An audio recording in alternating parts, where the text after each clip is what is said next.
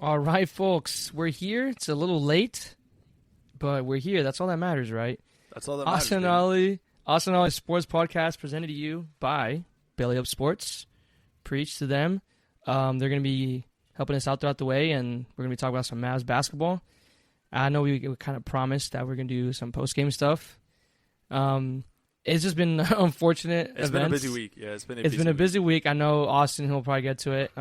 If we briefly talk about like what happened this past week, I know Austin's getting settled into the house. Yep. I was just being a fucking alcoholic guy on Saturday, struggled Sunday. I was out all day Sunday. It's a long day. And I was tired as fuck. And then we had the 9 o'clock tip-off, and we found out we're going to have another 9 o'clock tip-off. Oh, yeah, you were falling asleep. I fell asleep through the third quarter. Yeah, the whole time I was like, because I had some good friends over, and I was like, we have to film right after this. I was just like, okay, just like, fuck. I was like, okay. And then you shot me that text, and I was like, you know what? I was like, hey, I'm totally okay with that. I was like, I'm fine with just going to bed after this. Yeah, it was so late. I think it was like midnight by the time we went to bed.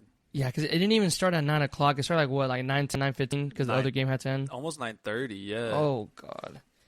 Yeah, I mean, I knew it was going to be a long day for that one. And then, yeah, I've been meaning to still catch up on sleep. Still hasn't happened yet. But, yeah, I mean, we'll just briefly talk about... Yeah, we moved. We'll talk about the second game, what we liked, basically what improved and the reason why the Mavs won, and what we predict is going to happen next. And then, since we took forever, so NFL draft's going on right now. And if time... Oh, I forgot what I was going to say. It was going to be something really cool. We might have we might have an instant reaction to the Cowboys pick. Yeah, exactly. So we didn't really want to talk about them, but it's kind of applicable, I suppose, and yeah, I guess maybe we got something to say. Yeah. So, Austin, before we start, before we start, I was going to say before we start, let's plug the socials. Follow us on Instagram at Austin_and_Ollie. There you go. X, I think, is the same thing. Twitter is at Austin_and_Ollie. And then TikTok, we are at Austin and Ollie. My personal stuff is all at ATXNAV. Ollie's are all at Ollie Placencia. Mm-hmm. All that stuff is also in the show notes, as well as our partner, Belly Up Sports. Their social media and all that stuff is in the show notes as well. So make sure you check us out, check them out. Yeah, man. You want to talk a little bit about the weekend, or you just want to get back into the game? I can briefly say I kind of already talked about it a little bit. I was just in Austin the weekend, and not in Austin, guys, but like the city of Austin, Texas. Come on now. Okay. Sometimes you just kind of have to like clear some stuff up. Yeah, no pause. Yeah. I mean, if they want to think that, go ahead. I'm fine with all that. Yeah, I was in the city of Austin, and it was one of my if you know Hispanics, I mean, it was my cousin's confirmation, and it was a big-ass party. Like, it was open bar. It was anything for Hispanics to throw a party and get drunk. Absolutely. So that was what's going on. I was there this weekend, and then just this week, I mean, just work and stuff. And then, like I said, catching up on sleep because Saturday was a tough one. I remember falling asleep. Woke up with a pounding headache. I did not throw up. I'll say that. Did not throw up. I'm a strong soldier. Still standing. And then, so much shit happened. So, but yeah, nothing too crazy. How about you? I know you got some house shit, some grown man shit going on. Yeah, really nothing crazy. Just like I said, being a grown man, dealing with the house. Yeah. Mowed the lawn this weekend. Okay. Floors got done. Yeah, that's pretty much it. So it looks really good. Looks really good. Been all week, just kind of been moving stuff over there, trying to get everything working and trying to get unpack stuff. Assembled our bed today finally, which was big time. There you go. We had to find all the hardware for that. No, we had it from Living Spaces, but my bad. we didn't know where all of our hardware was at, and found it in a bag randomly. So nice. Yeah. Yeah, man. Yeah, we're making progress. We're making progress. Nice. So I'm not getting much sleep because of the dog. Oh, yeah. He's slowly starting to figure it out and being able to start sleeping all the way through the night. Almost That's there. Good. He slept like 6 hours last night, so it's getting there. Man, but I think that's basically right. Grown ass man. But yeah, man, let's get into nice little game 2. Yeah, let's do it. So Mavs win 96-93 after getting blown out in game 1, evens the series 1-1. I feel like I've heard it a ton this year, but playoff series don't start till a road team wins a game. Yep, that's exactly it. Finally happened. Mavs take home court advantage back to Dallas tomorrow, or today as you're going to be listening to this on Friday. Our series is tied 1-1, so kind of everything to play for. And I think if stealing one game is nice, I would have expected it to be game 1 and not game 2, especially with the big storyline of Kawhi ended up playing, which was kind of like a last-minute thing that I really wasn't expecting. But ultimately, to still be able to get a win with Kawhi and kind of rebound just from a horrible performance in Game 1, I think it really, really feels good and looks good on the Mavs and kind of gives us a lot of confidence. Yeah. Overall, just kind of some big takeaways. Mavs end up shooting 42%, which was, I think, an improvement from Game 1. Definitely an improvement when it comes to 3-point shots because they shot 42%, almost 43%, which is, way better than, I think it was like 15 or something percent. Pretty dog shit. So definitely like that. My instant reaction is that the defense just overall was just it was just the physicality, beautiful. dude. Just to add on top of you, it was just the physicality. It was, Gafford still hasn't really settled in. It seems like, and I'm not gonna blame too much. I can't talk too much about the Rook on Derek Lively. It's his first playoff series. I was thinking about. He went to the line a couple times. He got fouled pretty early in the shooting motion because it was an easy layup, and they know that. He had the highest rookie shooting percentage, field goal shots. So, and then there was like the assessment at the free throw line, and we all know centers usually aren't the ones to see it. They look so awkward doing it. I was just even thinking about it. Dude, as a rookie, he just turned what? How old is he? I think he just turned 20. Yeah, and then I kind of went under the radar. I didn't know his mom passed away until they said it about it on the broadcast. I had no idea. Yeah, I knew that she had passed because I know that he was he was obviously hurt, but he was he went on bereavement leave or something like that. So just I feel like I have nothing but props for him. I think that he's just kind of stepped up, and a lot's going on, and the team's kind of surrounding him with love. And I think he's played well. Me too. I said, I can't critique him too much, but Gafford being a little older, he's been in the league a couple times, but this is the first time in playoffs, and it just kind of showed. He got manhandled the first game. He's still not the Gafford that I want to see, but it's getting there. I think eventually. I think coming back home is definitely going to help. Coming back home, I think AA is going to be bumping because, stars are not helping us out right now. No. Going down 0-2 in the series. Wish I knew a little bit more about that, but, man, that's tough. But I know, AA's, they already got some playoff atmosphere going on right now, so it shouldn't be that hard to even try to, let's make this, somewhat thing. Because, we went to a playoff series before. It was against the Clippers, too. Yeah. And we know how loud and rowdy it gets there. It was a bad game that we went to, but... there's no excuse. You shouldn't need motivation. Even after the first game, I don't know what got into them because it was sloppy in general. I wasn't scared just because of the part of Clippers shot out of their fucking mind. Yeah, and the Mavericks had. It was we're on the both ends of the spectrum. Mavs had their worst performance ever in the first half. Yeah. They had 8, and what I was saying is we held them to. How many points did we hold them to in the second quarter? The first game. First 18? 22 points. Or something like that. 18 to I was like, our defense is there. We're just not making any shots. And I blame Luka. I think Luka in the first quarter had 5 or 6, 7 3-point attempts already? Yeah, and I think that ultimately forcing it too much, just trying to do too much. And like you said, right, we weren't going to shoot that bad again. They weren't going to shoot that well. No, that's why I wasn't scared. I knew they were just going to get healthier. Yeah. But, yeah. Yep. And I think ultimately I was hoping for P.J. Washington didn't really have a great game in Game 1. Obviously, Daniel Gafford didn't have a great game in Game 1 either. Mm-hmm. So I was hoping, okay, one of them or both of them were going to bounce back. Obviously, we got a big bounce back game from P.J. Daniel Gafford, he in Game 2, I think he was dealing with a lower back injury. Yeah, that happened in the middle of the he got hurt the first game too. Yeah, sprained his ankle. His ankle. So came back out, but second game is his back, and then he still would have come back out. And I think he's the only one on the injury report. I think he's questionable. Yeah. So overall, I think that the biggest takeaway to me was team defense. I think that the defense all around was fantastic. Obviously, right. I think I was texting you in the first quarter, and it just felt it felt really, really good that the defense looked good. Obviously, there's that stat on Luka Doncic as a primary defender. Oh man, they were 2 of 17 against Luka, and then he only gave up 5 points, which obviously, right, that's Luka's best defensive game as a Dallas Maverick. And I think that there was a quote that said, like, he basically told them to stop fucking helping on defense and let him do it himself.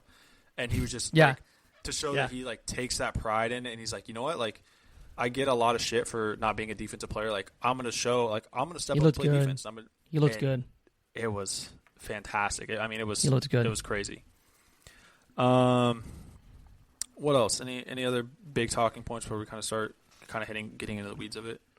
Like you said, just to add on top again, from the get-go, who had the first block of the game? Was it Luka? Or I don't know who it was. Was someone Luka or PJ? PJ or even Derrick Jones Jr. I think we had 5 blocks early in the game.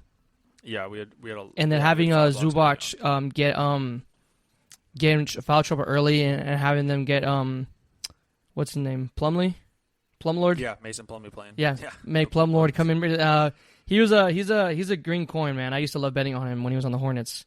But yeah, like making him come in and like he got stuffed by Luka at the rim. He met him up. Like that's when I knew like everything felt so much different. Yeah. I said the defense looked a lot better, and they weren't scoring as much, but even in this game, like I thought it should have never been this close. No, I think because we had so many good defensive stops, and I thought the game felt like it should have been a bigger margin between them.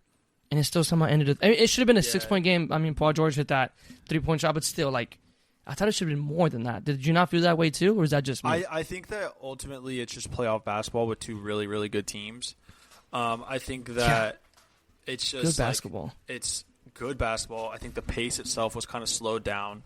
I want to say, looking at the pace, like comparative to the regular season, the Mavs average like 100 possessions a game or 100 possessions per 100, something like that.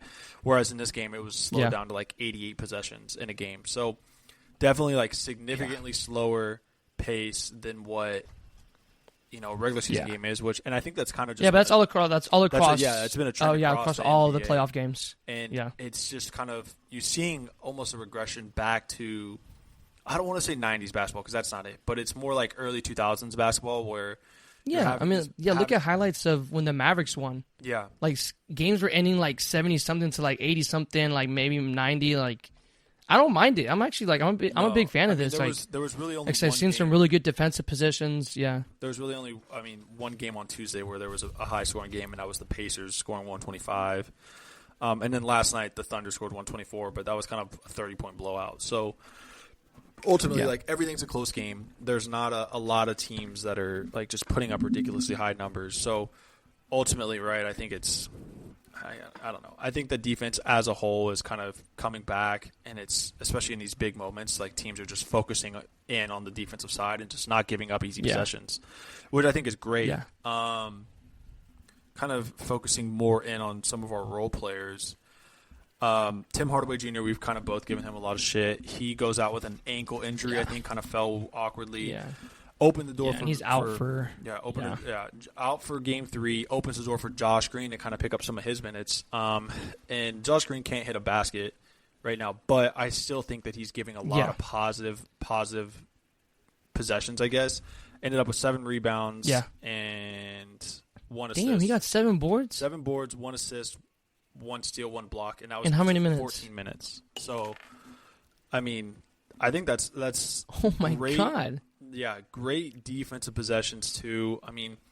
Ultimately ended up -6, but I think still, like, who was that? Daniel Gafford was -8, Dante Exum -1. So he's still giving you. I think he's ultimately giving you more than Tim Hardaway is giving you, even though Tim is that kind of like fire starter on offensive side. That streaky like, shooter. I don't think we need the streaky shooter on offense right now. I think we have enough offense when it comes to Kyrie and Luka. You got PJ that scored 18. So, so that's a big thing. I like Josh Green's minute. It wasn't super high, but I think he was a plus when he was on the court. Yeah. I totally agree. And then, like you said, with Tim Hardaway being the 3-point guy, and like, you got to think like. Yeah, we still kind of. Every NBA team, obviously. You look at the Heat; they scored like a franchise record threes for them in the playoffs, like 20-something threes, and they blow out. They blow out Celtics, Boston. obviously, yeah, you want to have that 3-point shooter. You want to have those 3-point shooters, but we kind of see it now. We've kind of changed in a way. Like, we're not relying too much on the 3. Mm-hmm. I feel like we were on the first game. Like, we were trying to go back to our normal, like, our old ways, but it's like, you got to remember, that's not what got you here. No. Okay? Not in the slightest. We're not. Because your pace of play and open up. Yeah, exactly. So, yes, it hurts to lose Tim Hardaway, but even you just said, like, defenses look like it's a lot more important right now. Like, you're going to get that bucket eventually. Yep. You're going to get that space open. Like, so Josh Green being that guy, I mean, I hate to be that guy because I hate saying it. Like Dwight Powell, he's like the hard-working guy or whatever, but Josh Green, he's a hard worker. Absolutely, yeah. If you see him on the court, he is busting his fucking ass, dude. He's busting, like you said, 14 minutes, 7 boards, steal on the block. I'll take it. I'll take that any night. 0 points, I take that every night. I'll take that every night. Every night. And Tim Hardaway is the guy that, I mean, it's iffy if he's going to get you some buckets in. I mean, we know it's like, I mean, bucket-wise, I mean, we know Hardaway is more of a bucket than Josh Green was. Josh Green was a really good corner 3 during the regular season. He found his spot. I saw him try to hit it a couple of times, like, come on, that's your spot. And, like, I mean, I get it, too. He's still a young player. Yeah, playoffs. He's out of rhythm, especially in 14 minutes. Yeah, and he was hurt. It was, his elbow, too. So, like, I mean, it kind of affects your shooting, for sure. But just the way he just works on defense, man, like, I know he's out there, like, just throwing his body on the line. And, like, I love that. That's all I ask for. I mean, like, if he can give me, like, 4 points a night, especially in playoff basketball, I'm taking that. I'll take that all day long. I'll take that all day long. Yeah. Yeah. So some other guys that I thought kind of improved. Derek Jones Jr. obviously had an improvement on his game 1. Oh man! Ended up with 10 points, 7 boards, and a block. I mean, shot 4 of 6 from the field. So I thought he was great. And I want to say that he had a quote. He had a quote today that came out of basically about. Yeah, I saw it. It was going everywhere. What did it say? It was something about like guard. And they asked him, "How do you feel about like guarding like 3 Hall of Famers, their big 3? Yeah, 3 Hall of. I mean James Harden, really Paul George, and Kawhi Leonard. Yeah, basically 4 with Westbrook. That everyone's saying that. Yeah, I mean like Russ, you don't have to guard him. I mean you just can't let him get in the paint, which is just way too easy for him. But he literally said, "I fear no man." That's what he said. He's a dog, baby. I fear no man. I love it. And I think that he's pumped up, and he's on a veteran contract too. He's on a vet minimum. And I want to say that he scored 10.7 boards. I think he had 5 in the first quarter, which is big because Kyrie started kind of slow. He was at the free throw line early too. Yeah, so Kyrie obviously kind of started slow, which allowed Derek Jones Jr. Kind of just picked it up, which is nice. And I thought that he gave you great minutes. I mean, he plays great defense on some of those big 3 guys. And really, I thought he was a big improvement from game 1, which is just like we said, man. We said that these kind of role players have kind of just what have gotten us, and it's just an overall improvement on what the Mavs have had, and I really like it. Mm-hmm. And then that's what wins you and lose you games. I was taking the role players. I mean, in playoffs, I mean we've talked about the rotation. I mean we had 1, 2, 3, 4, 5. It looked like 9, but that was with Hardaway gone. But it's your role players that win you the games. It's those minutes when your star players are sitting down. Even though Luka, I mean, man, played 46 minutes. He sat for 2 minutes. Yeah. Because, I mean, we saw Jason Kidd would take advantage of it. Like, he knew it's about to be a long timeout, like immediate timeout. And he'd sub out Luka or both Luka and Kyrie. Yep. Those extra 30 seconds, there's like, dude, I need... Did you see Luka, man? He was fucking exhausted on the bench, dude. Yeah, dog tired. Dude, I mean, bro, 42 minutes in the playoffs, and the way he's playing defense... And again, coming back to your point about defense coming back in general, like you're seeing Luka Doncic, a star player playing defense that's not known for his defense. That's when you know defense is becoming a part of the NBA again. Important. They used to say, "Oh, I don't watch it, man, because they don't play defense no more. They don't play defense no more." But that game in general was a fucking like both ends. It was just great defense. I like people were basically comparing it to like a heavyweight bout. Like it was just. Like knockout punch after knockout punch after knockout punch, just back and forth, back and forth, back and forth. Yeah, and it was just so impressive from both sides of the ball. I mean, I think the Mavs went on a 14-0 run in the fourth quarter, the third quarter, and they were down like 8. When that time out. Yeah, and so just to be able to respond like that's big time. Another guy that I've kind of been, super impressed with, and I've kind of been on the bandwagon about how he's been. A vital guy. Know what you're gonna say, yeah. Is Big Maxey, baby. It's your boy. That man is Maxey. a dog. He may not fill the stat sheet. Yeah. 6 points, 6 boards, But, like, I just love the way that he plays defense, especially in games like this. Like, he makes the right play. He's in the right spot. Obviously, right, like, Luka has his issues with him on offense, but when it matters most... I just hope he was a somewhat more of an IQ offensive player. Yeah. Like, just a little bit. I'm not asking for a lot. It just in both games, you can nitpick on offense how Luka gets frustrated with him. Yeah, 100%. Easily. And, like, he's not used to that, and, like, maybe because he's playing the 5 sometimes, so he doesn't know how to, like, post up in the... I mean, I don't think I've seen him post up under the paint. No, I haven't seen him do that. He's not that guy. But, I mean, I know he hits 2 big threes. The one that I can really think of was, I think Luka kind of drives to the right side of the elbow, kicks it back to Maxey, kind of like dead in the middle, bangs a 3 right there kind of towards the end of the game, which was really important. Yeah. And just, I mean, really, like, he's out there for the small ball defense, right? I think that they're able to, especially with James Harden, right? They're going to run a lot of pick and rolls. Same with Russell Westbrook. They're going to run a lot of pick and rolls. Mm-hmm. And if he gets kind of switched onto that, like onto James Harden, on the Russell Westbrook, he's the one big that we have that's going to be able to actually switch and contest a shot and actually just like make it not an easy possession for the guard to do that. And that makes him so important, especially when you're running against teams like this that are just going to play bigs. And so like ultimately it may not be Daniel Gafford's. May not be his series. Like, it just may be a bad matchup, especially when it kind of gets like this, and you're going to roll a little bit more with Derek Lively and Maxey-Kleber, who are maybe a little bit more athletic and can defend in space a little bit better, which is fine. It is what it is. And then, maybe in round 2, should we get there, maybe Daniel Gafford's able to bully Chet Holmgren a little bit better. Maybe Daniel Gafford can be that lob threat like he used to be. So I think ultimately, right, I think it's exciting because I think that this is the response that we really wanted. No, yeah. I mean, you saw it from the get-go. Like, it was already a different energy from literally like the first possession, like the first quarter, first couple minutes. You already knew from the get-go. Back to Cleveland, man. Yeah, he looks good. And then that's what makes it, like, him draining a 3, just one, makes it so much more special. Just like, he has an ugly, like... It's an ugly jumper. I hate it. Ugly shot. Ugly shot. It's broke. It's so broke. But, like, once you see that Maxey-Kleber 3 go in, oh my goodness! And like if he's getting 2 for 3, dude, I'm taking that every night. I'll take it all day. 2 for 3, take that all day. Yeah. Yeah. But and then what you gonna say? What you got? I was gonna kind of round up. That we got. PJ, Kyrie, and Luka. PJ, I mean, 18 and 6, just a vast improvement. Ended up shooting 50% from the field, 5 of 10. Again, good defense. He's playing on. I think he was manned up on Kawhi or Paul George probably most of the night. One of those guys. Kyrie, 42 minutes, had 23 points, 6 boards, 3 assists, big 3 steals. Which is the steals was again right. He was playing defense. He's kind of he doesn't have the skills that Luka does on the defensive side, but Luka's kind of aided on being a little bit bigger than Kyrie is. But, I mean, Kyrie was still out there busting his ass, man. He was switching. He was doing everything he could. And then we've kind of talked about Luka, right? Like 32 points, 6 boards, 9 assists. Had a steal and a block. That was really important. A little bit sloppy when it came to turnovers. I think it was the second quarter.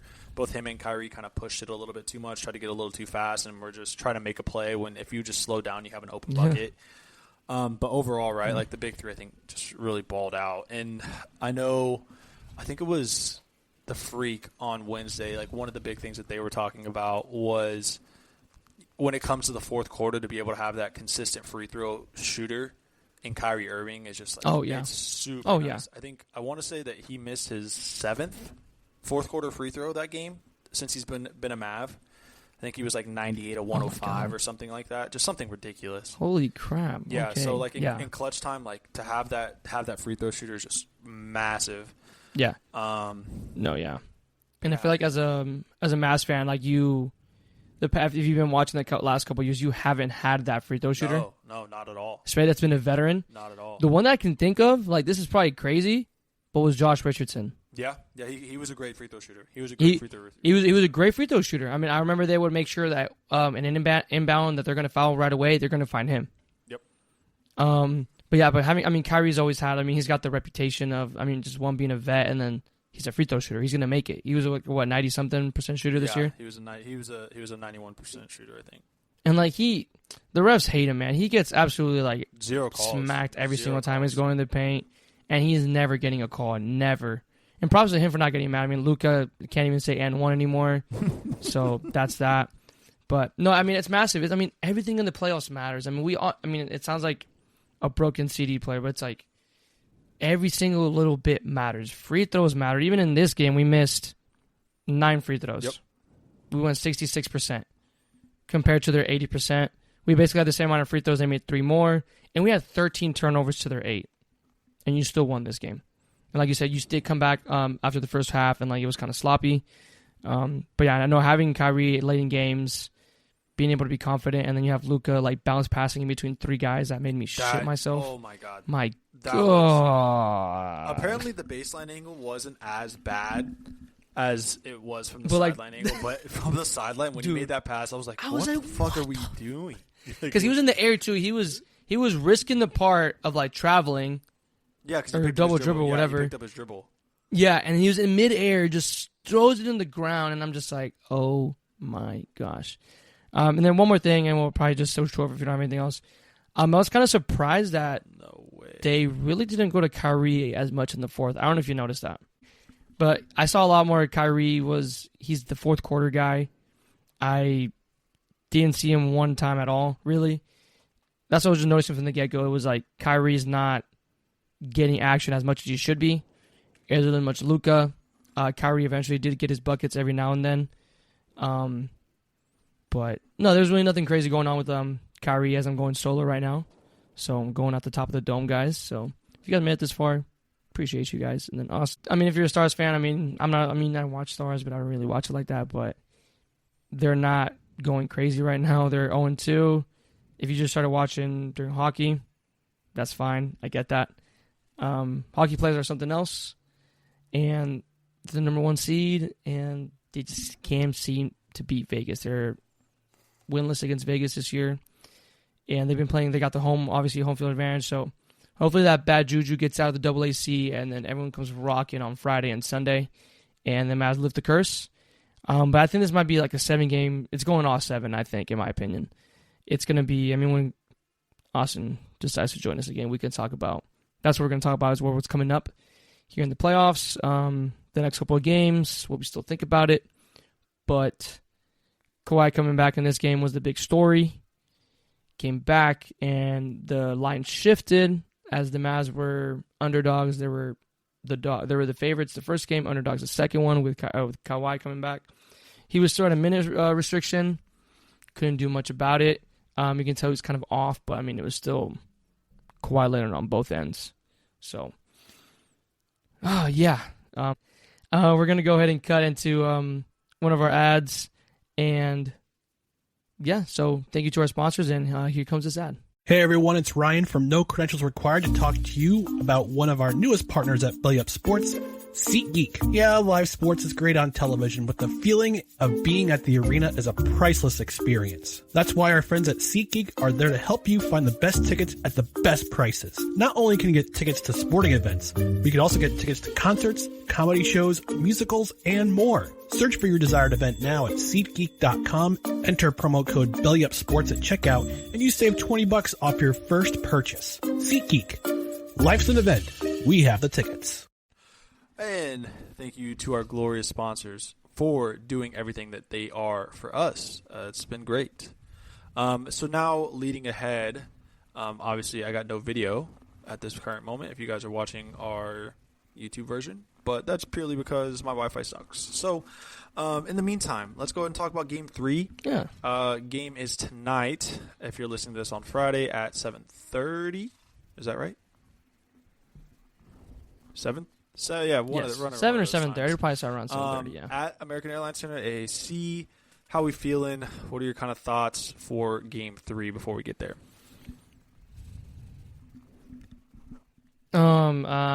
I'm confident, but as I broke before this, since you really left me by myself, I said that I think it's going to be a 7-game series. Yeah. At this rate, I would love them to go out there and win too here at American Airlines Center, but I think it's just going to be the tale of two tapes. It's just going to be, like you said, just heavyweights going at it, and they're not going to go away easily. So I think this one's going to go to 7. I think they split it again probably here. Yeah. That's what I'm saying. And you can't be too upset about it. Probably right. I kind of have a feeling. So Kawhi's questionable again, so they're not saying if he's going to play or not. Yeah. I would probably lean to him playing, I would think. I think he played like 35, 36 minutes in game 2, which is a ton for a guy that hasn't played in a month, in my opinion. Yeah, 35 minutes. So obviously was still rusty. Wow. Yeah, he was still rusty on the offensive side, but on defense, was a lockdown defender, played great D. So either way, I think it's still going to be tough. I think I'm a little bit more optimistic than you. I think that's delusional, personally. It's Sounds about right. In my Sounds about right. Though, because obviously I think this game is heading towards 7, but in my head I think that it's going to be a 6-game series. I think we're going to win both here, lose the one game 5 in LA, and then clinch game 6 here at home. I think we've been a better home team this year, and I think that ultimately we're really only just going to keep getting better and keep getting more in a rhythm. I think Luka, and plus we're going to have 2 full days of rest before game 3, almost basically 3 days, which is a lot because Luka, obviously was busting his ass. Same with Kyrie. I think that Kyrie's kind of had 2 slow games, and I think that this is going to be a game that Kyrie kind of steals the thunder, and ultimately just kind of balls out. So I wouldn't be surprised. I love the idea of getting back at home. And that's kind of my thought. I think they're gonna bust that ass tomorrow. Yeah. All right, I love that. I mean, they're -4.5. Favorites. So that's the biggest spread so far this series. So obviously Vegas thinks that. I mean, home coming into consideration, and then maybe the Kawhi doubt too. Which is, it is crazy. I didn't even think about. I thought he rested somewhat, but 35 minutes and not playing, and I don't know if they're okay with him missing a game.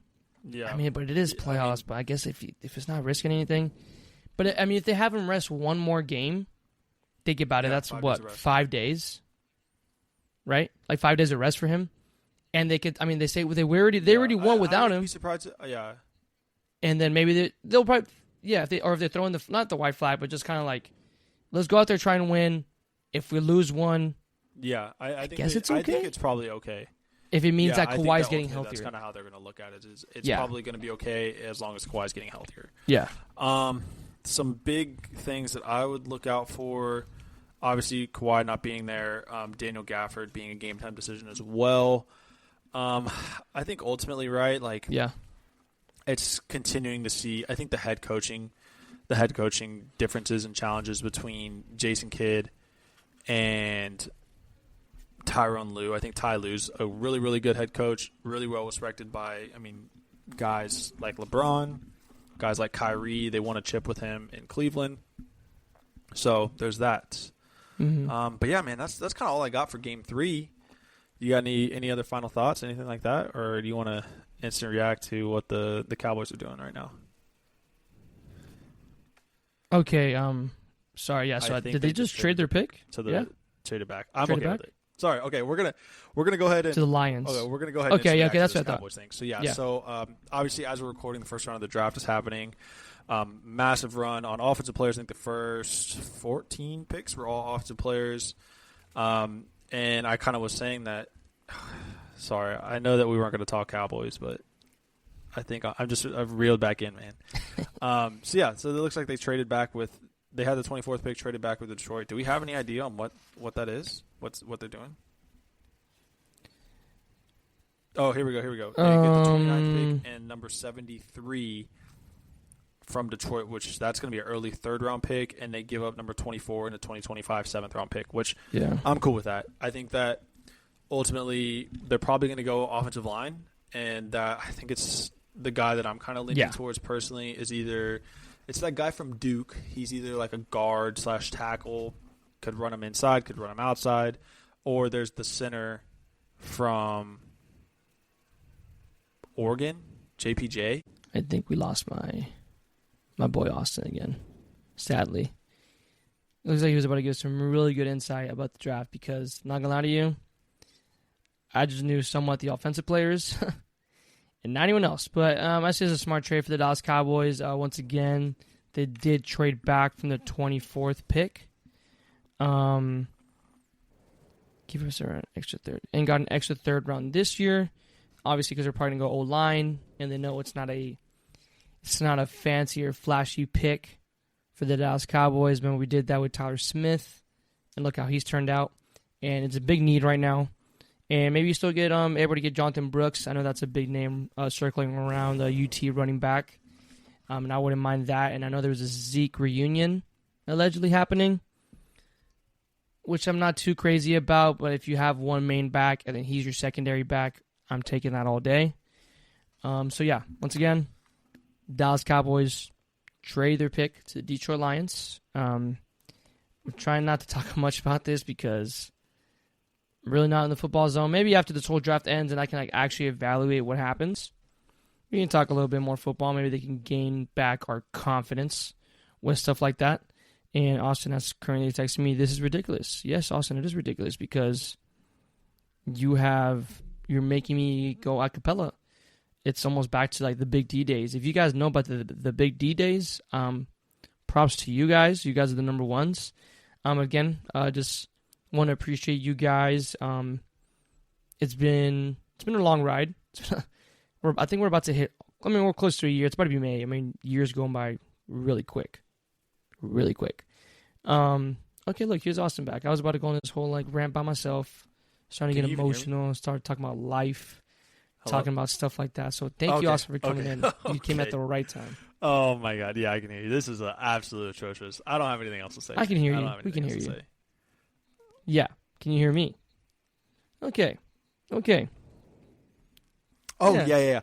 Yeah, so no, you're fine. So just, look, yeah. No, so but you were gonna say something like really like okay. you're like I think the Cowboys are gonna go for. I think it makes please sense. tell The me guys that they're targeting. So I was just telling them that I have no idea who able is to in get the back draft. towards the end of the first round, which whatever. That's fine with me. I'm not too worried about it. Yeah. There's a guy from Duke that's supposed to be pretty good. I think he's like a guard / tackle, and his name is Graham Barton. Went to Duke. He played tackle there, but they're saying at the next level he can kind of get towards be a guard. And then the other guy is Jackson Powers Johnson, JPJ from Oregon. He's a center.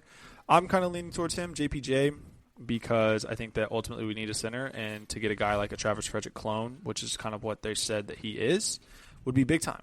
So that's kind of what I'm hoping. They're both kind of rated towards the end of the first, beginning of the second, so I'm hoping that ultimately we can get one of those guys. And I think that makes sense that we didn't have a lot of like third, fourth round picks, so trading back a little bit to get one of those picks from Detroit kind of makes a lot of sense. So